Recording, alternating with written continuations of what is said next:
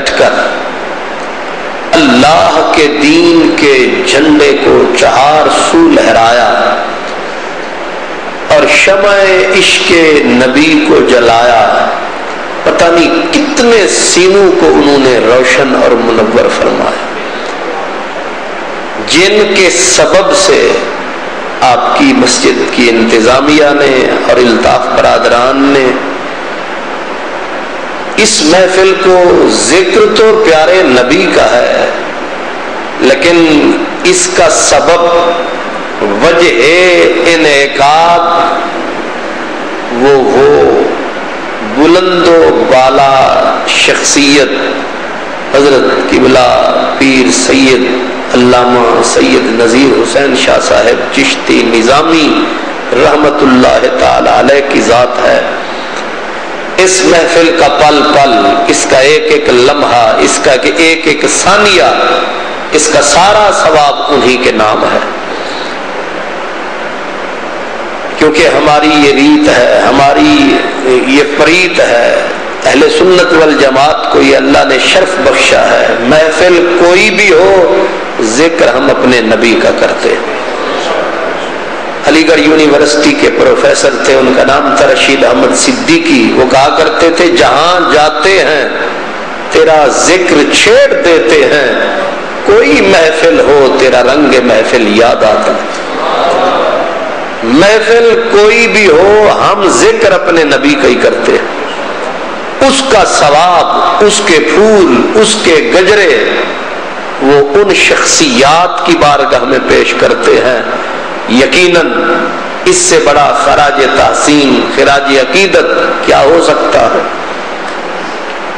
سو میں آپ کی خدمت میں جو بات عرض کرنا چاہتا ہوں وہ یہ ہے کہ جس طرح اللہ پاک نے یہ بتایا ہے کہ جس نے یہاں آنا ہے اس نے یہاں سے جانا ہے، بے وفا یہ زمانہ ہے، یہ کوڑا کوڑ ٹھکانہ ہے.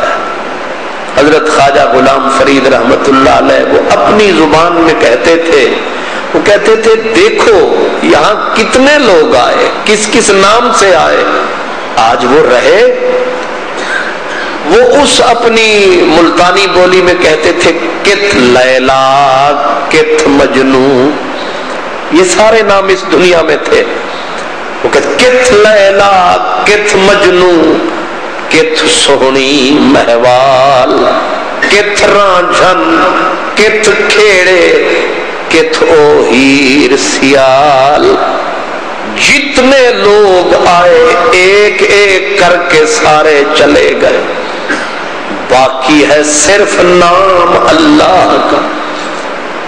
اسی لیے ہماری پنجابی زبان میں حضرت میاں صاحب، میاں محمد بخش، وہ کہتے ہیں پیگاں بہت ہلارے چڑیاں، آخر ترٹ زمین پر جھڑیاں. انسان پیدا ہوتا ہے، جوانی آتی ہے، چھاتی میں طاقت آتی ہے، بازو میں کس بل آتا ہے، بندہ لوگوں کے کیڑے مکوڑے سمجھتا ہے، لیکن پھر بڑھاپا آتا ہے، سب کچھ مک جاتا ہے، جوان بھی جھک جاتا ہے. اس لیے فرمایا پیگا بہت ہلارے چڑیاں، آخر ترٹ زمین پر جھڑیاں، تے کڑیاں پھر نہ مڑیاں، پیکے ساوریاں چھک کھڑیاں. یہ کڑیاں کون ہیں؟ آپ ہم سارے.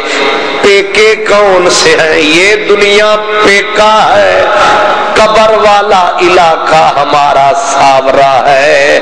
تو کڑیاں پھر نہ مڑیاں، پیکے ساوریاں چھک کھڑیاں. آگے دلیل دی، بڑے بڑے فلسفی پیدا ہوں گے پر ان فقیروں سے بڑا فلسفی کوئی نہیں.